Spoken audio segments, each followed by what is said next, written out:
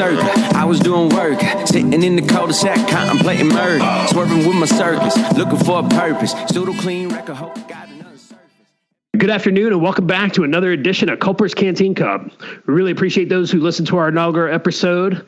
And hey, during or after the podcast, you can feel free to stop by Anchor at Culpers Canteen Cup. Click on message. You can drop us a question or a comment. If we get it while we're on the air, we'll go ahead and read it. And if not, we'll try and you'll get it included in our next podcast. We'll try and recap it for you like we're going to do today.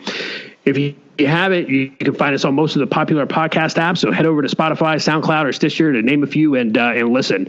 Do us a favor, take a minute to rate, review, and subscribe. You can find us on Facebook, Instagram, and Twitter at Culpers Canteen Cup. Obviously, hashtag for Twitter and Instagram. So swing on by, drop us a message, and let us know what you think. We definitely appreciate your feedback. Hey, one more quick note before we get started. One of the things we want to do here and on our social media pages right now is advertise small businesses. We're really looking for veteran-owned businesses, but it's absolutely not a requirement. We know that the small businesses are really taking the brunt of the COVID-19 quarantine and pandemic right now.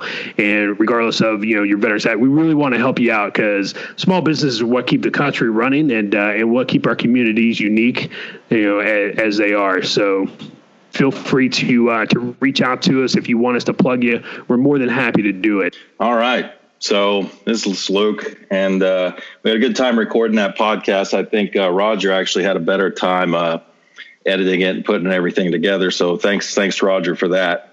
We were kind of worried about the sound quality, and we still are. We're still figuring out a way to work with that. So everybody just be patient with us while we figure that out.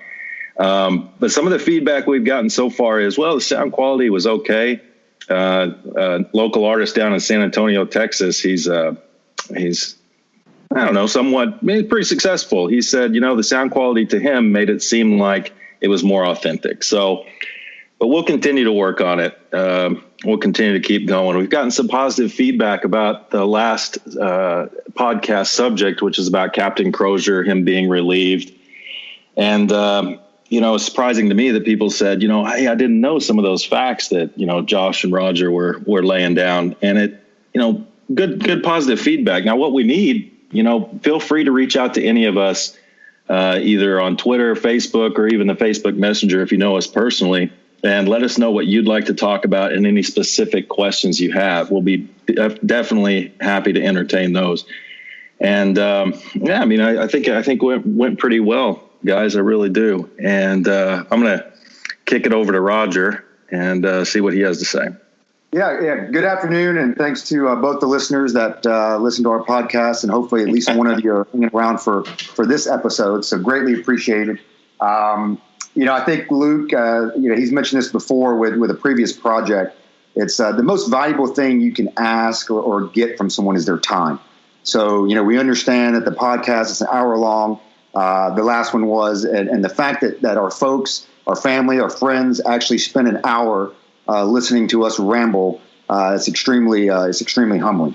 With that being said, obviously the last episode talked about Captain Crozier, like Luke mentioned, and I kind of want to hit on something because he caught a little bit of flack.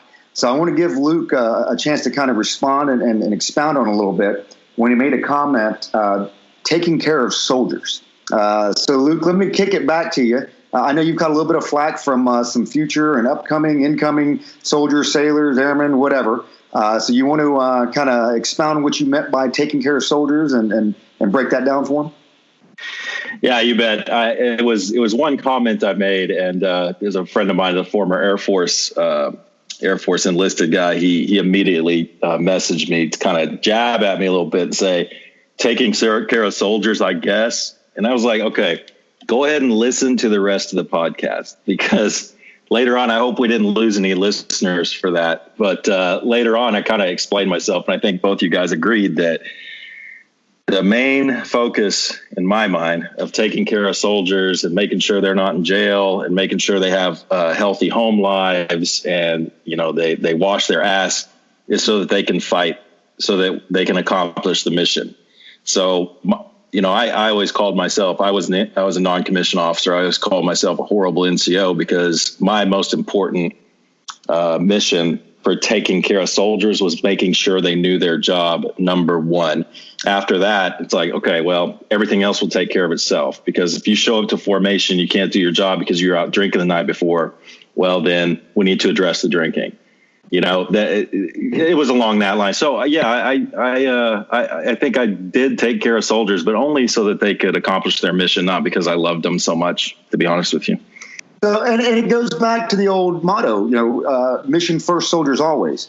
And I'll tell you this, for those that are out there in the commercial sector and either own businesses or what have you, and don't get me wrong, all right? I mean, there is there's a human aspect to this where obviously I want my soldiers to do well. I care about their health and welfare.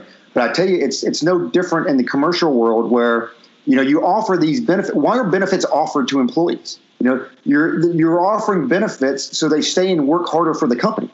You offer health care so they can go see the doc so they don't miss 6 weeks worth of work. So I get it. There's a basic, humanitarian side that we obviously all care about our brothers and sisters. But hey, let's not lose sight of the goal here. It is mission first, soldiers always. You take care of your soldiers, you train them, you prepare them to accomplish the mission. And that kind of dovetails into this, and I'll kick it over to Josh and get some of his thoughts. So I don't know if you guys are tracking the acting Secretary of the Navy, Thomas Modly, and he basically came out, and I don't know the form that this was done in. There was a leaked recording, and I don't even know if it was actually leaked as opposed to he released it. He released the tirade that he went on. But he basically said Captain Crozier was too naive or too stupid to be the commanding officer of a ship like this if he thought the contents of his letter wouldn't become public. The alternative is that he did it on purpose, Modly said, according to the recording. And that's a serious violation of the Uniform Code of Military Justice, which those in the military, we're familiar with it. Those that aren't, it's the rules that we have to follow. Modly called Crozier's letter a betrayal. He accused the captain of considering the media, which he claimed is trying to embarrass the service, as part of his chain of command. There is no situation where you go to the media because the media has an agenda. And he kind of goes on to that. And he goes, hey, I understand you love the guy, referring to the Facebook video. It's good that you love him, but you're not required to love him, right? You're required to serve. You're required to follow orders.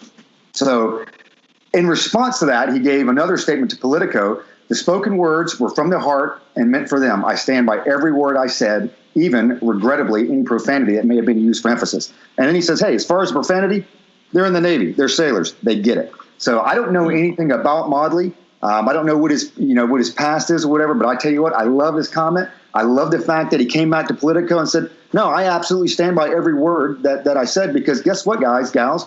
This is the United States military. This isn't Walmart. This isn't, some commercial company, for-profit company. This is the U.S. military, as we mentioned last time, to deter war, and if that fails, to win. So, Josh, let me kick it back to you. You tracking this Modly guy? Any of his statements? Know anything about him? So I just saw the statement briefly before I hopped on here, and I don't know how I got out there, right? So I think if he intentionally released it, right, I see both sides. I don't think it's helpful and it's not helpful.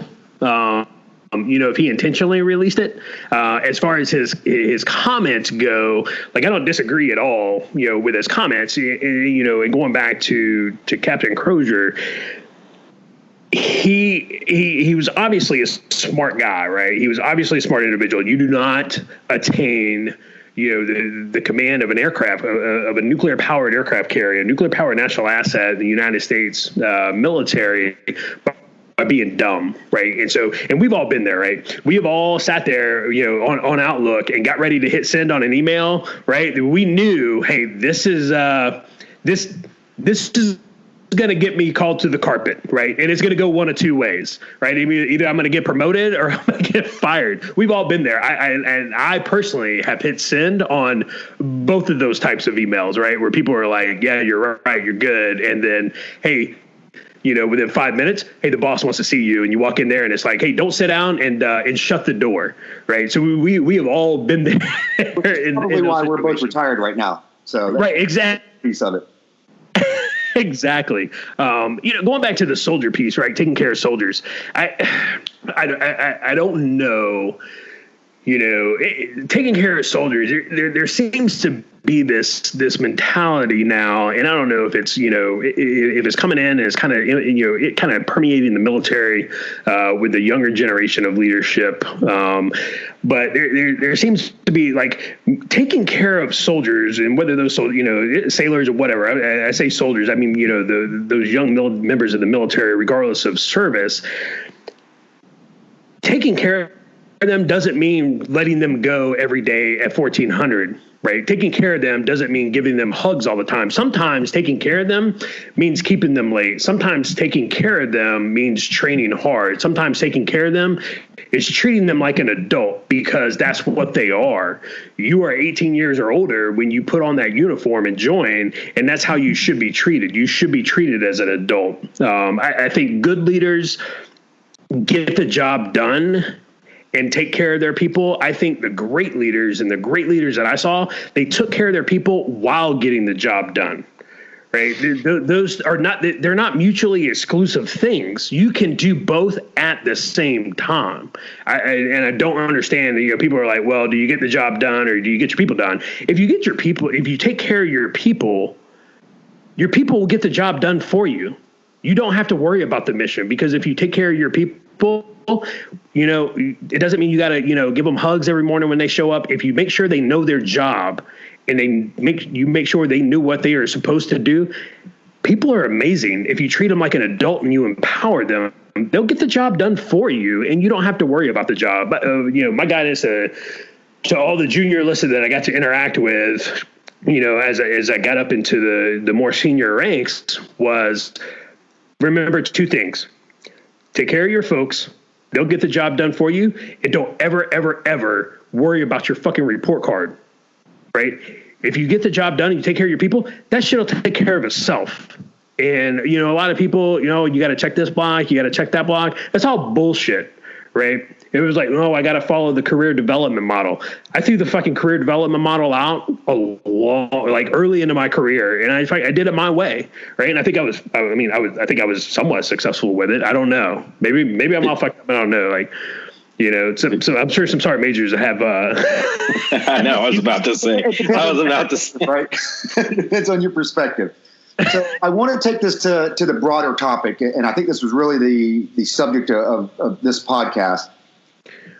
So it all stems around COVID-19, coronavirus, all that good stuff, and how easily people are fine with just these stay-at-home orders, right? And so I get it. We're not constitutional lawyers, so I don't need any dickheads out there like, hey, you're wrong because my 8 years of law school says this and that. I'm just looking at common sense, which I think part of the mission of our podcast is like, hey, we just want to apply some common sense to some of this stuff, and we discuss it and say, hey, maybe you can help me understand a different perspective on this or whatever. But I would tell you this. So it has already started, and I think we mentioned it on the last podcast. So Dr. Marty McCary from Johns Hopkins, okay, he's a professor, said San Francisco only had 8 deaths. And I think that was like the last 24 hours or whatever, which was a significant decline in whatever their reported numbers were. His next comment, shelter in place earlier. Right. So you were already starting to see it. And we said this last episode. So now it has already started with, well, hey, if we would have sheltered in place earlier, it had only been 4 deaths. Oh, and by the way, as soon as this thing came out of China, and I guess this would have been after they called the president a racist for the travel restrictions. But if we would just, locked everybody down there, we would have had 0 deaths. So, you're already starting to see that in place for the next pandemic. But it kind of takes me to the government telling folks that you can't leave. I mean, Luke, what's your thought on, what's the constitutionality of that? I mean, can they legally do that? Is it because right now everybody's in this, well, I don't want to be the guy to get anybody killed, right? So everybody's got to be seen doing something. I'm not going to, make anything lax or anything like that because somebody dies. It's on my hands. So what's your thought as far as the legality of these orders? Well, my 8 years of law school was... Why you put me on the spot like that? The legality of are we talking about the federal government, the state government, city government? Yes, everything. We're talking about it all. Broad topic, but yeah, that's a totally different topic. I tend to like the legalities, I won't get into that because I'm out of my depth on the legalities. To me, it doesn't smell right. But the shelter in place thing, I don't know how that's being enforced on a federal level. I have a few friends, you guys, we've been talking about what it looks like back there. But Michelle, my wife, she's back in the States now, and she's out cruising around picking up prescriptions for her mom and like picking up some necessities from the house. And she's like, you can go anywhere, you can do anything, and this is like the North Dallas area. So federally, I don't think they're enforcing that federally. What I have more of a problem with, and I kind of have not necessarily a struggle in my mind, but the tough question is the businesses, the tattoo parlor, and I know I'm deflecting your question a little bit, but I'm more concerned with businesses either being forced to close or, cops coming in and, forcibly removing people from businesses and, shuttering the doors. That's my concern. And I think, in my opinion, it's pretty clear cut. I don't think that is 100. I think if that's challenged in the Supreme Court, they have a pretty good chance of winning the plaintiff anyway. So I did give you a little bit of background. I should have loaded you this first, kind of put you on the spot without it. So did just, some quick gurgling. And in 1905, there actually was a Supreme Court case, Jacobson v. Massachusetts. So at that time, and I'm not a big history buff of the smallpox and this and that, but, we obviously had an outbreak going on. And there was this, Jacobson's like, hey, man, I shouldn't have to take vaccines and basically do whatever the hell I want to do, right? So they go to court. And they were basically arguing the 14th Amendment, so equal protection, yada, yada, yada, the rest of the Constitution. This is what the Supreme Court said. And granted, this is 1905, but it is a little bit scary. So I'll read it and then, Josh, kind of give me some of your input on it. But so they came out with, one, he lost the case, all right? They said, basically, you're taking it. We can force you to take it. It's going to happen. The liberty secured by the 14th Amendment consists, in part, in the right of a person to live and work where he will. But in every well-ordered society, the rights of the individual in respect of his liberty may at times, under the pressure of great dangers, be subjected to such restraint to be enforced by reasonable regulations as the safety of the general public may demand. So it's I think it's a huge run-on sentence, but if you can get through all of the commas and everything. So they're basically saying, hey, if the kind of public, if this is for public safety, we can kind of do what we want to do.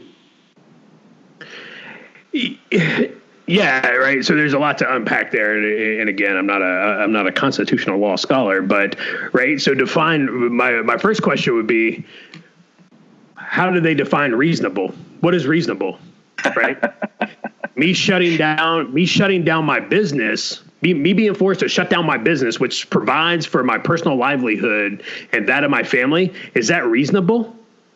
I mean, honestly, I mean that's a legit question, and most laws, especially in today's age, they fall into really two categories. That I look at is do they actually do good or do they feel good, right? And so let's take it back to the CDC, 4 or 5 months ago was, hey, you know what? You don't need hey. You don't need a face covering. Most of your masks, they don't work. They're not going to stop you from getting or, transmitting COVID-19.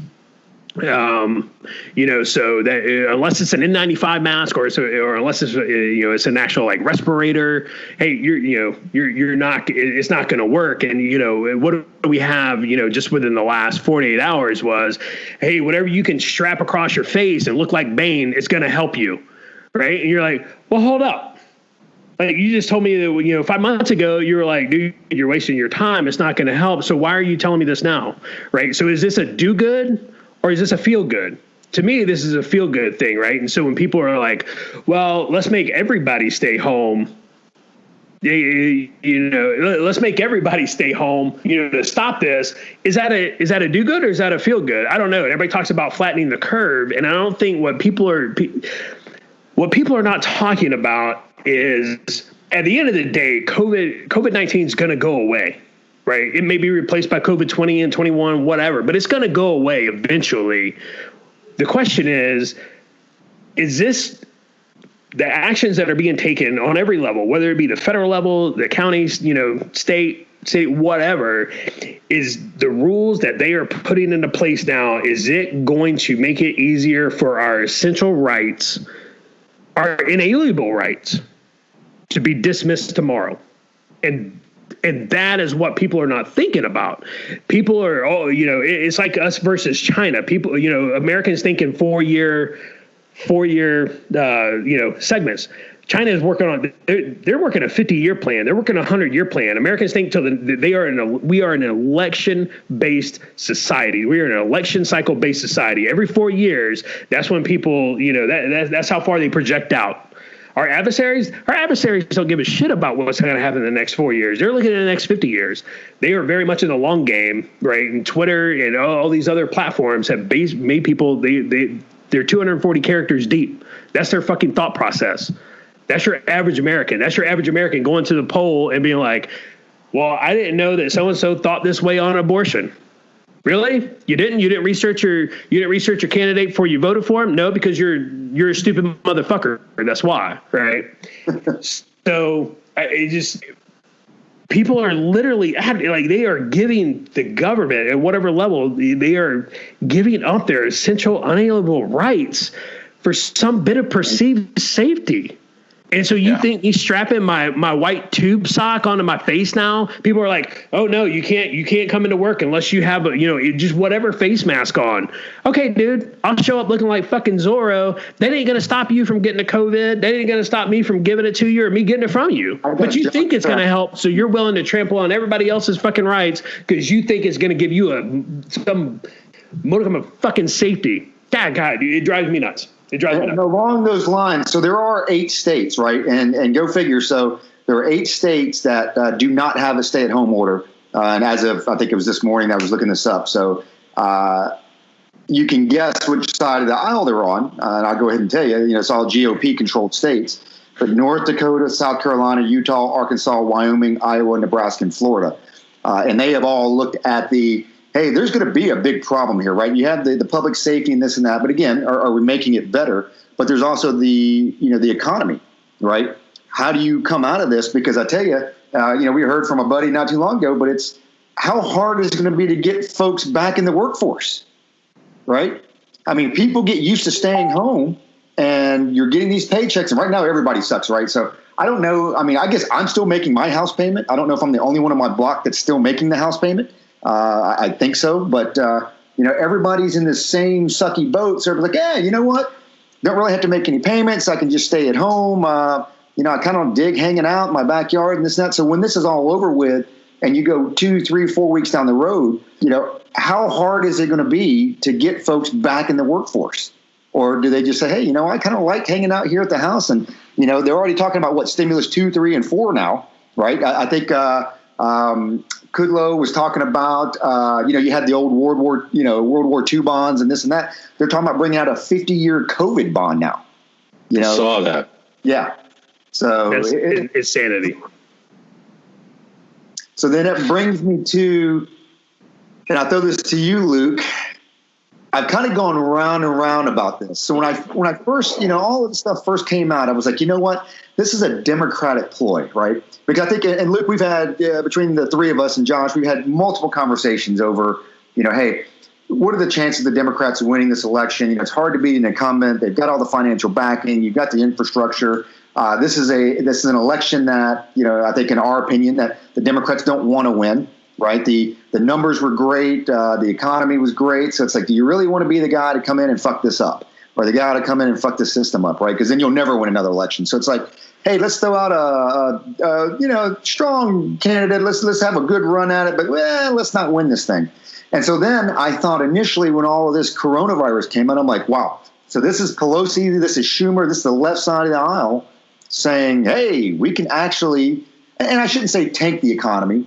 Because, I don't know if they, are directly hoping that the economy tanks. But I think, Luke, you said it last episode where, hey, let's take advantage of the situation, right? Let's take advantage of the crisis, and we keep it in the media. Economy's going down, numbers, through the roof as far as unemployment. But then as I start thinking, and I think in the last couple of days, when was the last time you've seen Joe Biden when was the last time you seen Bernie Sanders? I mean, it's been like a month before, like, I don't know if Bernie's still alive, right? But President Trump's out there every single day, and I think he's even doing it Saturdays and Sundays, where this guy has got 2 hours of airtime every single day. So now it makes me wonder, and I want to get your thought on it, is the GOP saying, hey, let's kind of keep this thing in the media for a little while because we're really sucking all the air out of the Democratic candidates. And if we run this thing for a couple months, I mean, he will be impossible to beat. Yeah, I think all this reminds me of a wise quote, actually. Before I get into my response, I'd just like to share the quote with the audience and with you guys. It kind of applies to this and everything we've been talking about so far. So I'll just start it out. We cannot let this. We've never allowed any crisis from the Civil War straight through the pandemic of 17, all the way around 16. We have never let our democracy sakes second fiddle we can both have a democracy and correct the public health. Inspiring, very inspiring. That's your boy Joe Biden. Those are his words. It's unbelievable to me that 38 million people are how many ever are going to vote for this guy with the nonsense words. Every time he makes an appearance, he is awful, just awful. And I will answer your question. I'm coming around to it. I said a long time ago, I think that they're actually trying to lose. They're trying to hedge their bets and maybe hold on to the House, limit their losses in the Senate. So let's just put Joe Biden up there and whatever. But as far as a ploy, I don't know. I think both sides are trying to take advantage of it as they can. Things are changing so rapidly. The regional security officer up here said something a couple weeks ago is pretty good. He's like, we are blowing through decision points so fast right now because the situation is moving so quick, so rapidly that, we reach a decision point and we're already 3 steps beyond that, down toward the next one. So we have no idea. So I think maybe if I'm in the DNC, I'm just like, let Trump get up there, let the media do their thing, belittle him, ridicule him. He'll step on it. He'll make a tweet and it'll make him look bad. So we're not actually being hurt right here by him being up there. We wanted to lose anyway. But not purposely taking the economy. I don't know. Because everyone hurts with that one. I honestly, if I had to bet my life on it, I think nobody knows what the hell they're doing right now. Nobody in the political sphere talking about doing a DNC, over Skype like this. It's just, I don't know, man. I think that the DNC is kind of waiting in the wings and being like, okay, let's let this calm down. And then, before we can take a thought. And I think Trump is just grabbing it like, hey, the more mic time I can get, the better.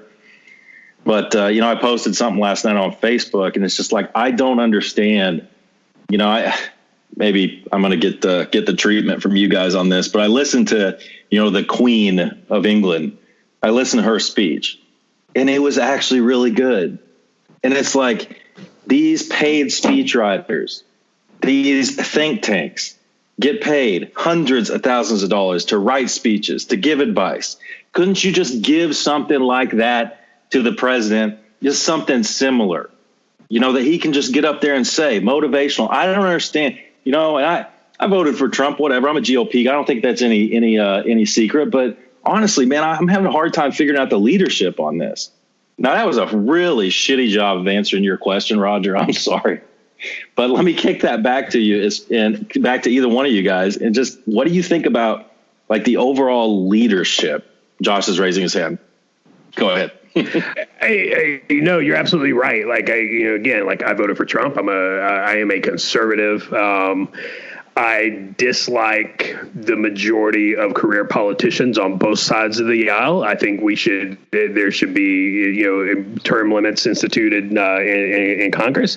But there hasn't been, there has not been one steady voice, one steady hand out there guiding us through this. It has been very decentralized. There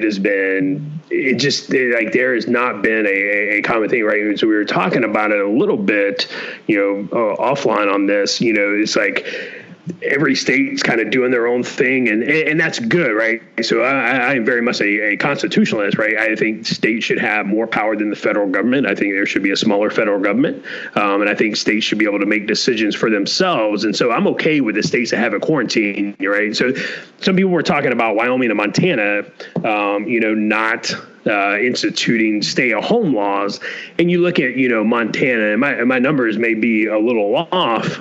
Or Wyoming, it's like, bro, you got like 500,000 people spread across 90,000 square miles. Like, they have very few cases, when you look at the rest of the country comparatively, and it's like, let the governors decide what's best for the states. But then you have, on the other hand, you have governors, and I tell you, at first I was very impressed with Andrew Cuomo in New York. I thought he did a fantastic job. A daily press conference, he was very personable. He related to the average everyday person like us. And I thought, he was very common sense and everything, right up until the point where he said that he was going to use the New York National Guard to confiscate private property, right? And so people are like, and so here's where our countrymen fail us, right? And they're like, but it's for the better of the good. It's for the, it's for the betterment of, the majority. And it's like, that's not how this shit works, right? There's a reason we have the Electoral College. There's a reason why we have that. So the 51% does not, impose tyranny over the 49, right? The governor just can't use the National Guard to go confiscate private equipment just because he thinks he fucking needs it, right? That's not how this works. There's a thing called due process, if I remember correctly.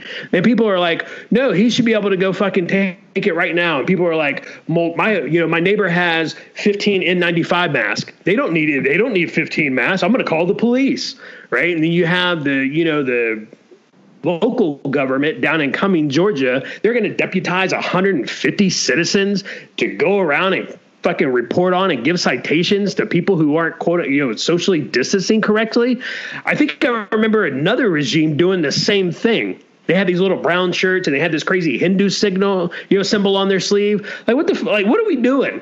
Like, honestly, like, what the fuck are we doing? And Roger, you spoke to it at the beginning and on the last podcast. It's like, the next time this happened, and it's going to happen again, right? We're going to get a second wave of COVID-19 this year, right? We're just not like, there's not an end date on this too, right? So there's nobody knows like, hey, April 30th, whatever day, May 1st, we're going to be able to all come out of our fucking houses and everything's going to be fine again. No, like, this shit's still going to be there. It's going to flare up again. It's going to mutate into something else. And oh, by the way, guess what? Come this fall, late fall, this shit's going to happen again, right? It is absolutely going to happen again. Why? Because what happens every year? Fucking coronavirus has happened every fucking year. And for the people who don't understand that, guess what? The coronavirus is nothing more than an umbrella for a large family of flu-related viruses. And I know a bunch of people are probably going to lose their shit over that. It's not the flu. I get that, right? But what are we doing?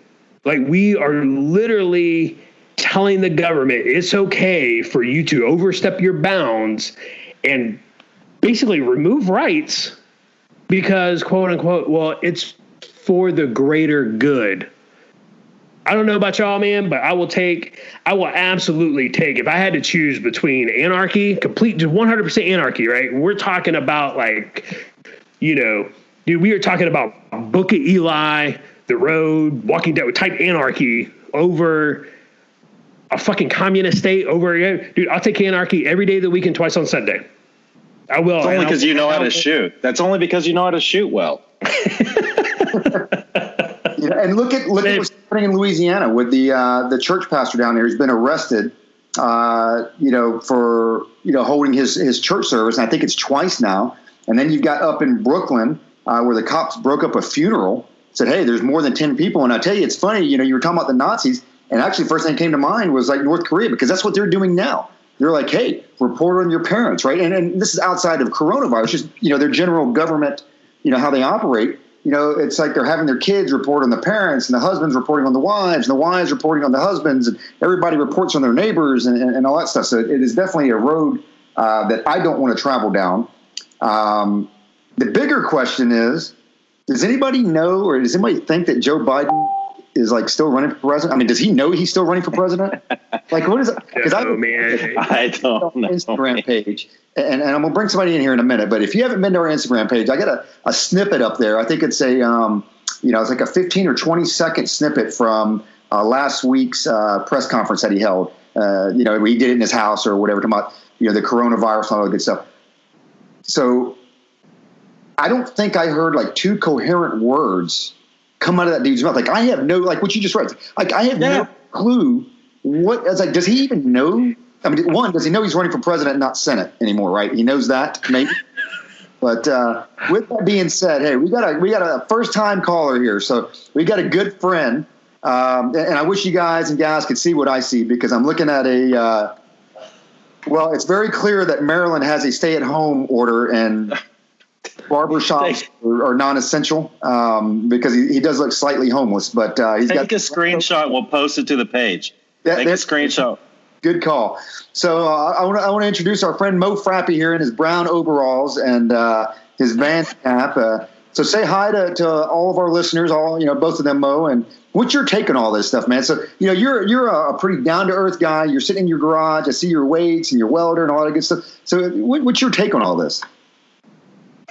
One, you guys talk too damn much, and I've been listening to you for fucking 30 minutes. And Josh, you need to stop drinking so much. First and foremost, like when I view the whole situation, I look at it like this. Sometimes bad shit's going to happen, and you're going to have to take precautions. And staying at home, hey, that was the precaution that somebody wanted to take. And I didn't disagree with that. Like, I thought that was a good idea, at least for a 2-week period. What it brings to attention to me is that not a lot of Americans are able to just stay home for 2 weeks because they're not financially set, right? And I sit and go, hey, I didn't come up poor, but I came up humble. And coming up humble, it was like, you still need to have enough money in the bank to sustain 6 months, right? That's just a way of life.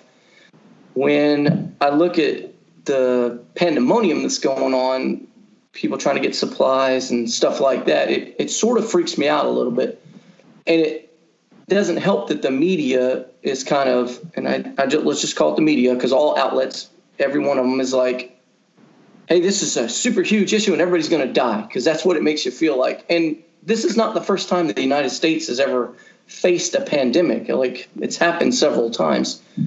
When I look at it, my wife and I sat down and said, hey, what's the best course of action that we can do to one, take care of the family, and let's take the weeks off, let's get our money straight. Let's buy a separate freezer, have some extra food, have a little shit set aside for that.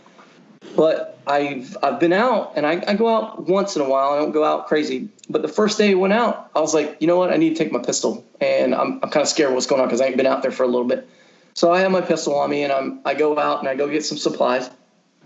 And the first person I run to is like, hey, how's it going, man?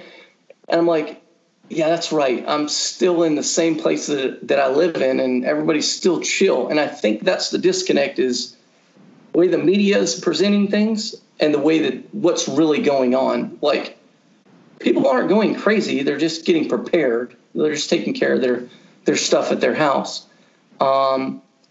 One of the things that we decided to do as a family was like, this is an opportunity to spend some family time. Like, let's sit down and get closer as a family. And when we did that, because we don't have that luxury all the time. I was constantly gone before, and now I have a job that enables me to sit down and, be at home once in a while. One, I hadn't cuddled with my daughter in like 7 months, and now she's all like, I love my dad. And that's the way it always should have been. But that's because I'm taking the time. We're not going out and doing stupid stuff. We're not going out to eat. I've eaten so much like home cooked food. It's making me lose weight, which is kind of funny because like Not really, but What were you feeding your kids earlier? You told us what you were feeding your kids. It's the most ridiculous thing I think I've ever heard. Tell us what it was. You talking about what I was cooking? Yeah. So it was basically, I cooked some. We had some New York strip steaks that I sliced in pieces, and I put Gobi sauce, Korean Gobi sauce on mine. Oh, but for them, we just do salt and pepper. They don't eat that. I thought you said Kobe, and I was like, you're feeding your kids Kobe beef. I was like, dude, No. You're obviously making too much money. I got my I had a friend a long time ago that was like, hey, I got these fucking Jackson burgers. Let me put this sauce on them. And that shit's pretty good. So that's basically what we're doing. Best damn burger you ever ate, though, huh? It's a good fucking burger. You can take the onions out, though. That shit was nasty. But back to the piece of hand is like, that's what we took a day last Saturday, or this last Saturday, and we're like, let's camp out and see what it's like to be back with nature. And so we can't go anywhere, so we did it in our backyard. We're fortunate enough to where we live, we can have a little bit of acreage. But I bought a BB gun for my son, and people are like, well, you're in the city, why would you buy a BB gun? Well, we have some vegetation and some forestry kind of like where it is.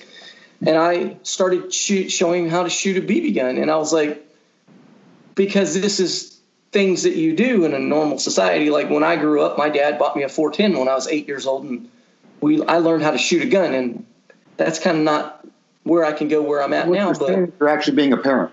Yeah, I'm being a better parent. So we go out and we shoot. Turns out that little fucker can shoot like nobody's business. Like he's hitting. I bought these.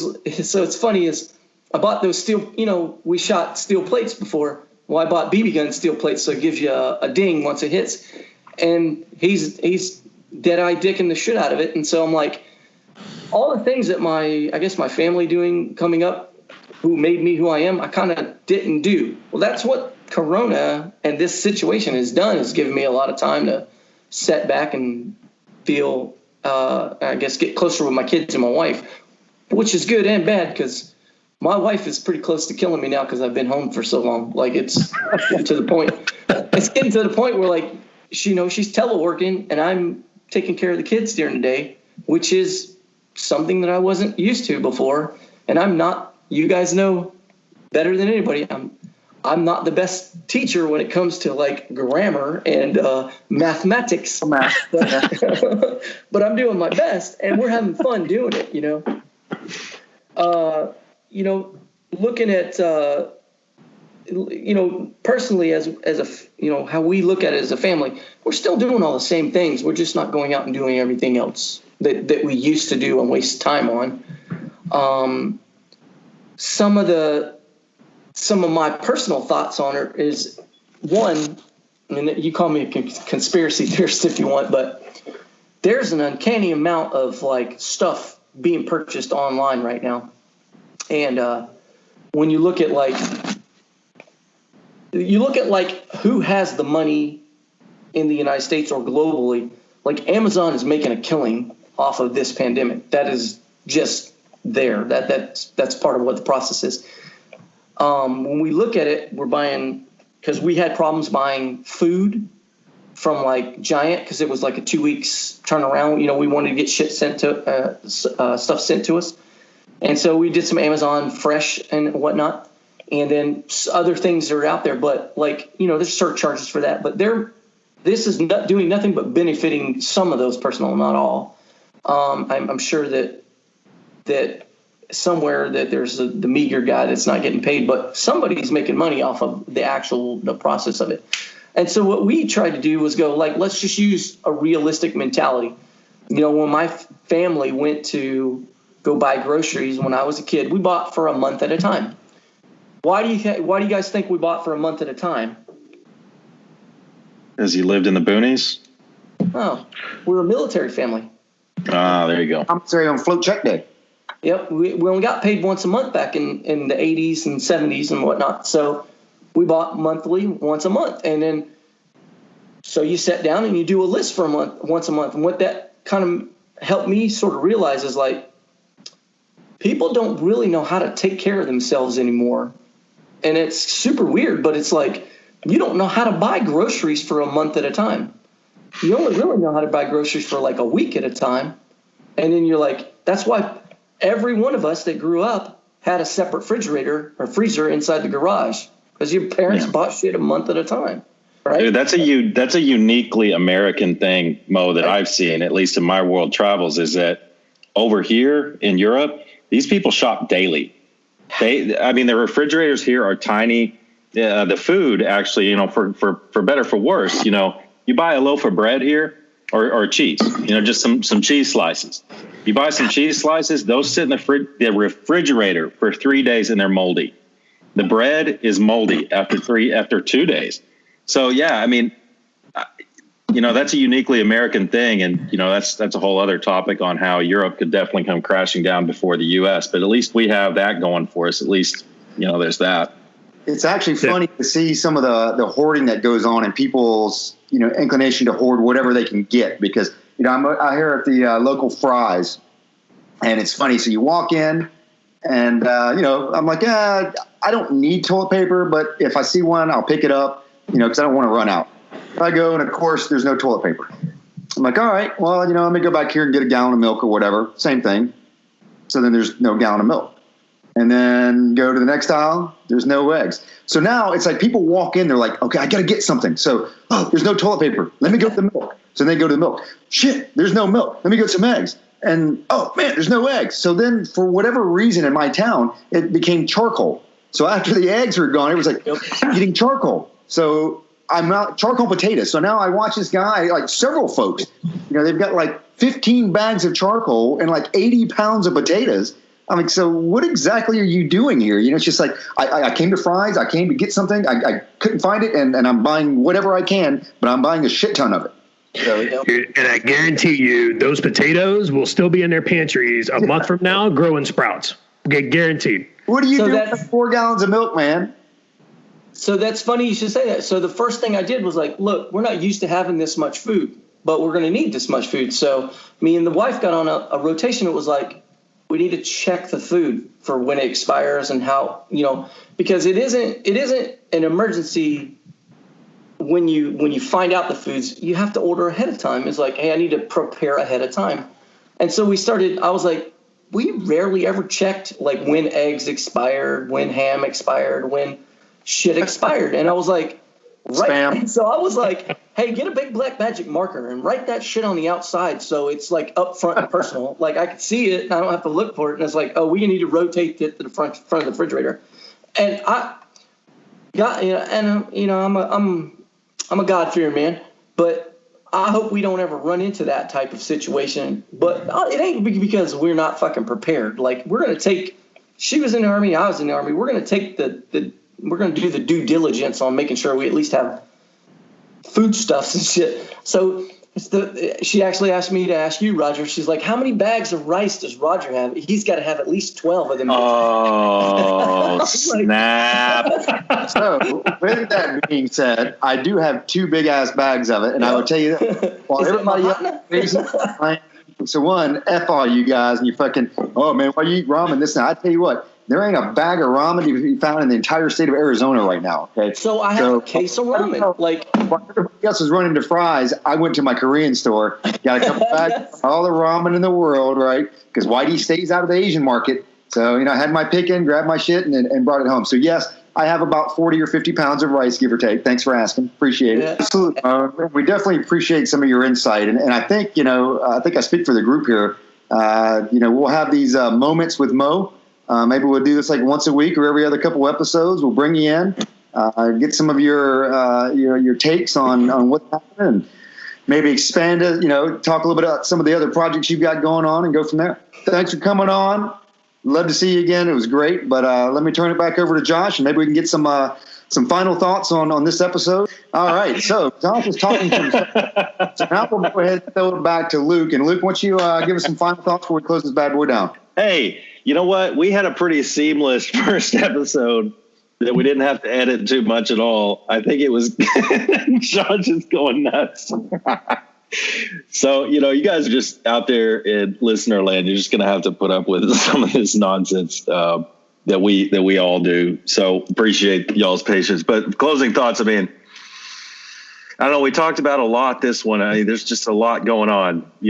Josh and I talked about control the other day. People, I think that one of the reasons everyone's freaking out is because no one feels a real sense of control, and the goalposts are really being moved on how people can exert control over their own lives, like the face mask thing, like Josh said.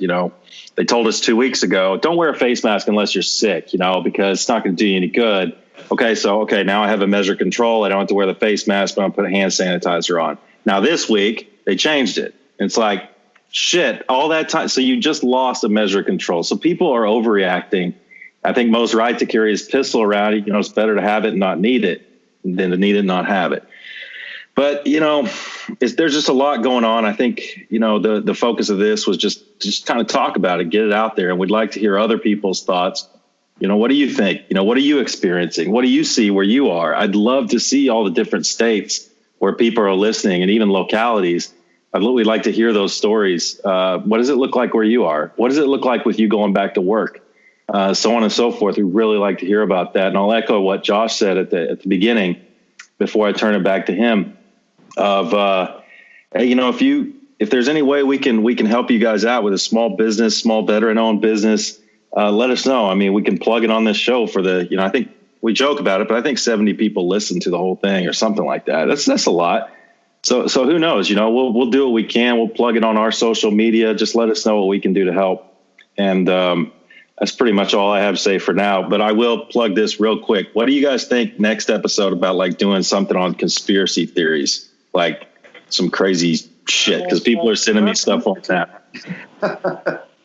Yeah, man, I do. I love a good conspiracy theory. I'm not a black helicopter guy at all. But maybe if we can get a good one, if we can get a really good one, maybe we'll is definitely something to mull over and talk about. So apologize for that pause there. I didn't realize I had my mic on mute still as I'm talking. So to wrap it up, we would love to hear from you. What's going on where you're at? What are your stories short on? Or people talk about what's the plan for getting back to life after COVID-19? What are some of the struggles you're having, if you're having any?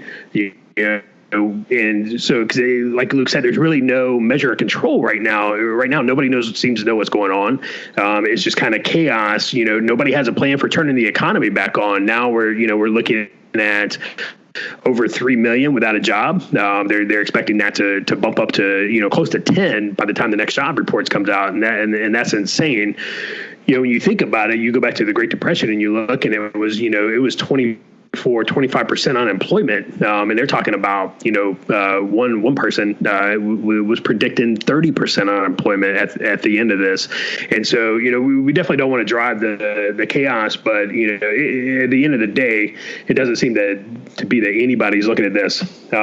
So, barring any closing comments from Roger or Luke, this will do us for this episode. Again, get out, check us out on social media.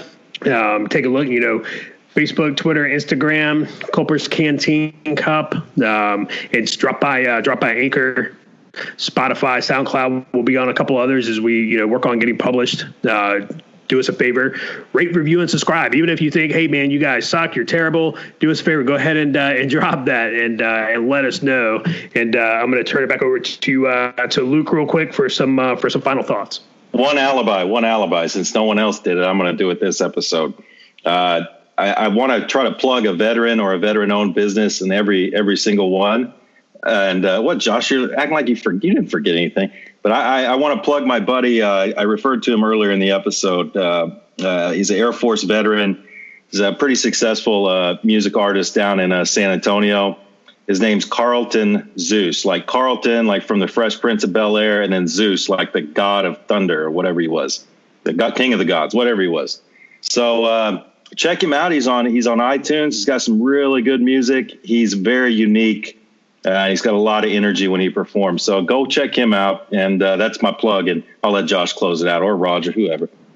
One final thing, Mark Lindell. Man, if you haven't checked out his story, maybe we get into it a little bit later, but with future episodes. But he's the guy who started My Pillow. He used to be a crackhead, started My Pillow, multimillionaire, and legit about the crackhead thing. And I tell you what, it should be very upsetting at the flack he is taking because, he obviously gave a speech at the White House and talking about how he's going to make 50,000 masks or 500,000 masks or whatever. It's a U.S.-based company. They produce everything right there in Minnesota. And, a private citizen who's taking his own company to start producing this stuff, right? So that he's going to stop making whatever he was making as far as the pillows and sheets or whatever, or at least take a large part of his resources and start making masks, for the folks of this country. And he's catching a lot of flack because he basically said, hey, man, you need some religion in your life and a little bit of prayer.